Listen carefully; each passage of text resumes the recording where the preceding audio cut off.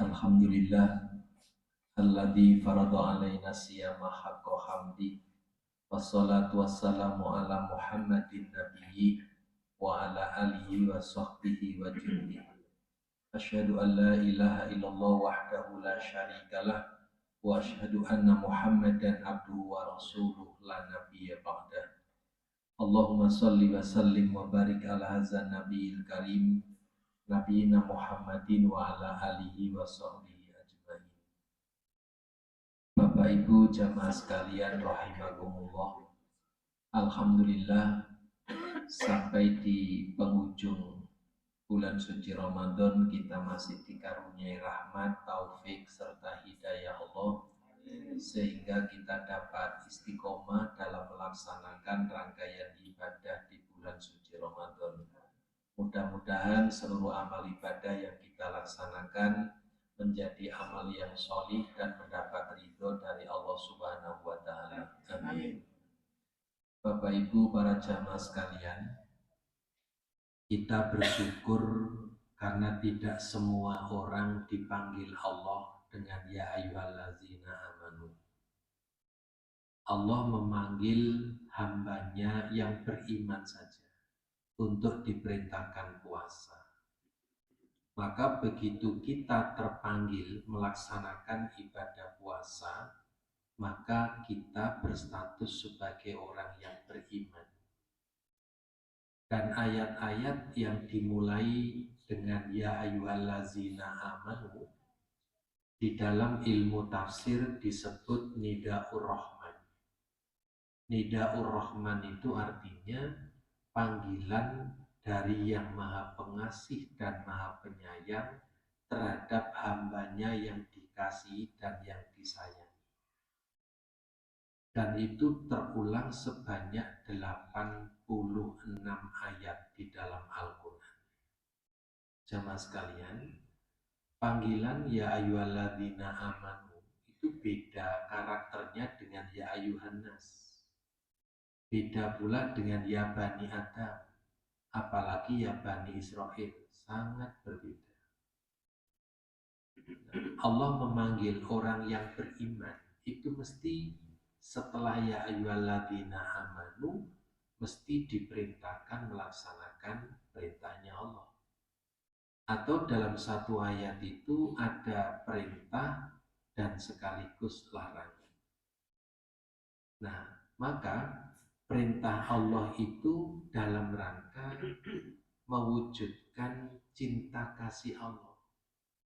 Kalau ditaati, maka dia akan termasuk hamba yang Nida'ur Rahman, dikasih oleh yang maha pengasih. Demikian pula adanya larangan, itu juga wujud kasih sayang Allah. Karena setiap larangan itu kalau dihindari, itu menyelamatkan orang beriman. Tapi kalau larangan itu dilanggar, mencelakakan. Maka perintah dan larangan itu bukannya beban atau menghalangi keinginan manusia. Tapi adanya perintah dan larangan merupakan wujud cinta kasih Allah kepada orang yang beriman. Nah, Bapak Ibu selanjutnya, kalau posisi kita ini sudah orang beriman, iman itu liyazdadu imana ma imanihim. Di dalam surat Al-Fatah ayat 4 Allah berfirman, "Huwallazi anzalas sakinata fi qulubil mu'minin liyazdadu imana ma imanihim." Allah menurunkan ketenangan ke dalam hati orang-orang yang beriman. Dan Allah menambah imannya selain iman yang sudah dimiliki. Nah, kita dipanggil Allah ya ayyuhalladzina amanu berarti kita sudah punya iman. Agar liyazdadu iman nama imanihim, agar iman kita ini terus bertambah. Selain iman yang sudah menjadi modal dasar kita dipanggil oleh Allah, maka seluruh amal ibadah di bulan suci Ramadan itu liyazdadu iman nama imanihim. Qiyamulail kita, tadarus Al-Quran kita, iktikaf kita, mengeluarkan sodako, menjaga lisan, bertaubat, itu semuanya membawa kita liyazdadu imana ma imani. Maka puncaknya adalah la'allakum tattaqun. Maka capaian la'allakum tattaqun itu ketika ya ayyuhalladzina amanu disempurnakan dengan liyazdadu imana ma imani. Kemudian mencapai derajat takwa. Oleh karena itu jamaah sekalian, prestasi yang sudah kita capai ini, baik modal dasar iman, adanya peningkatan iman, maka kemudian menjadi takwa ini harus dijaga dengan baik. Mengapa? Karena hanya rukun Islam yang keempat yang mengantarkan orang Islam itu meningkat derajatnya 2 kali lipat. Dari sebagai seorang muslim mentaati perintahnya Allah untuk berpuasa menjadi mukmin. Dan puasa yang dikerjakan dengan baik dan sempurna mencapai derajat takwa. Hanya rukun Islam yang keempat yang mengantarkan kita meraih derajat iman dan takwa di sisi Allah. Maka seyogianya iman dan takwa ini terus dijaga. Mengapa? Kata Said Qutb dalam tafsirnya Fi Zilalil Quran menegaskan bahwa menjaga iman dan takwa itu tidak mengenal ruang dan waktu. Karena kematian juga tidak mengenal ruang dan waktu. Maka sangat beralasan kalau Allah menyuruh kita, ya ayyuhalladzina amanu taqullaha haqqa tuqatih wa la tamutunna illa wa antum muslimun.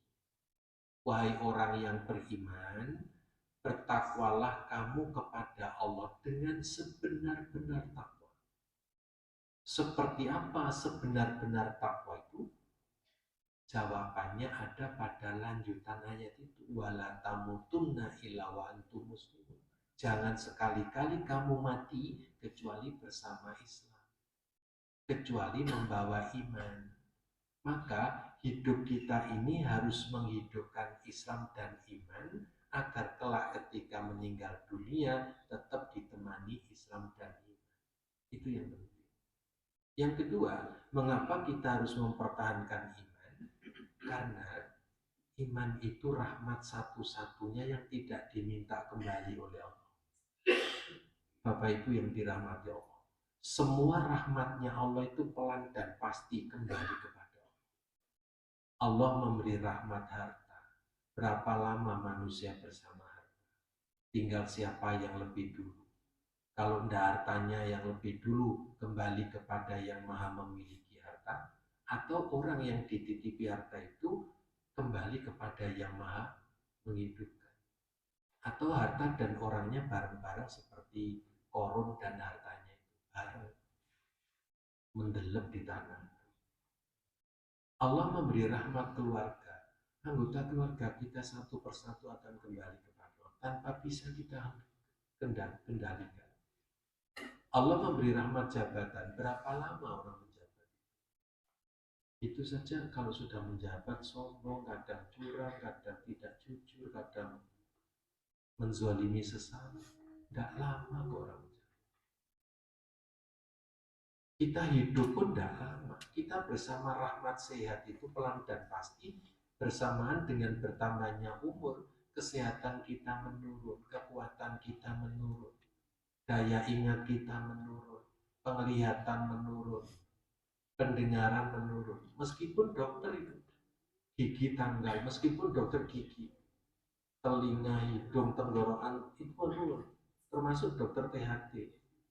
Demikian pula dokter mata, matanya tambah tua ya tambah rapuh, meskipun spesialis mata. Tidak ada yang dikecualikan oleh Allah. Jadi artinya apa? Semua rahmat Allah itu kembali kepada Allah. Yang tidak diminta kembali itu cuma satu, iman saja. Maka iman ini harus menemani kita saat hidup dan menemani kita saat mati.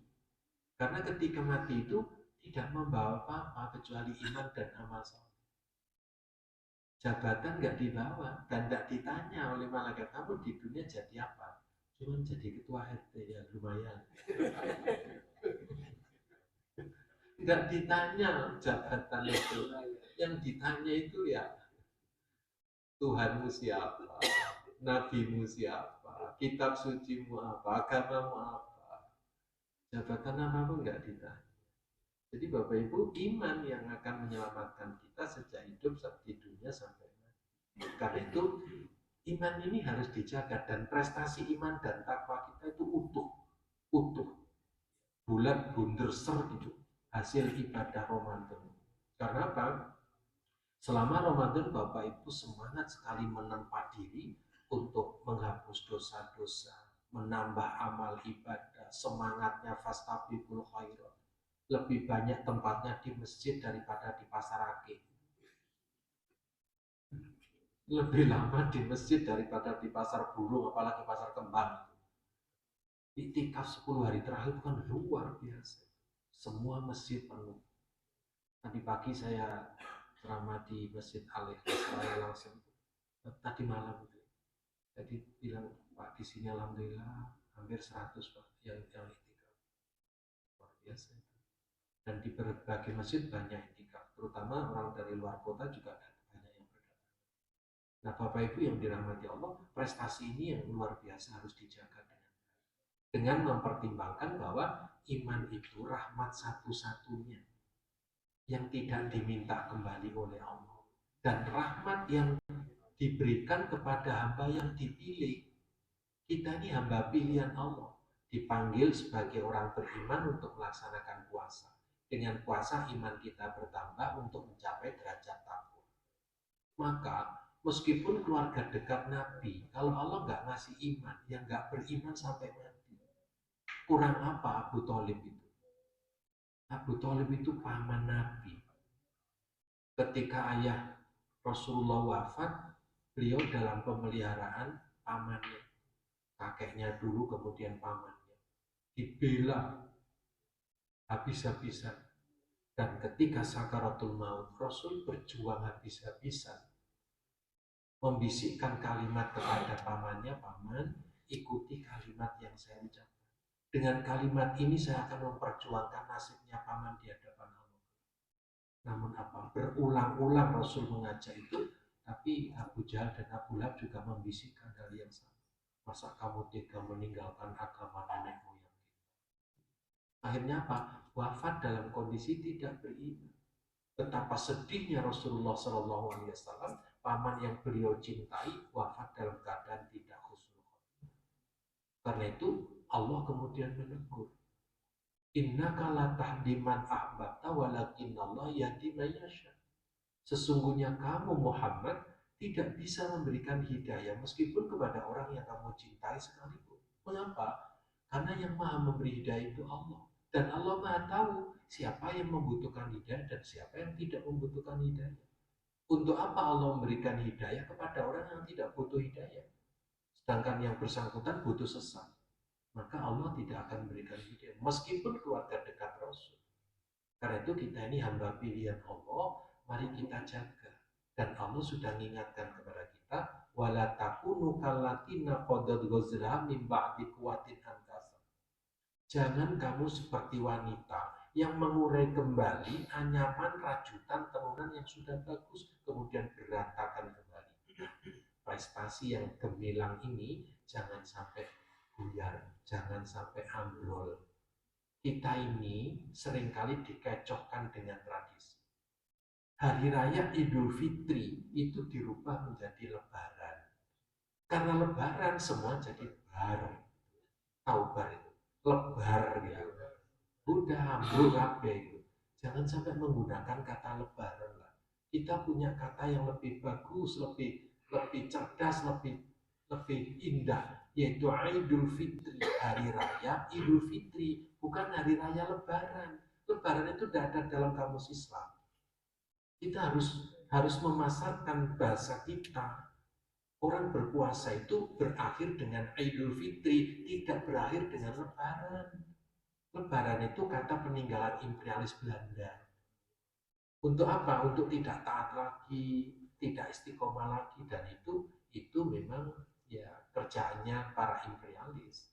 Nah, maka Bapak Ibu mari kita bertekad di bulan Syawal nanti prestasi kita harus kita jaga dan kita tingkatkan. Apalagi bulan Syawal itu bulan peningkatan. Yaitu apa? Transformasi nilai-nilai puasa yang sudah kita bangun dikembangkan di bulan Syawal. Mudah-mudahan Allah Subhanahu wa taala memberi kesehatan lahir dan batin untuk Bapak Ibu sekalian, menganugerahkan sehat walafiat sehingga dapat menyelesaikan ibadah puasa dengan baik dan sempurna, meraih derajat takwa dan mudah-mudahan kelak di akhirat menjadi penghuni surganya Allah Subhanahu wa taala. Demikian hadanallahu wa iyyakum ajmain. Wassalamualaikum warahmatullahi wabarakatuh.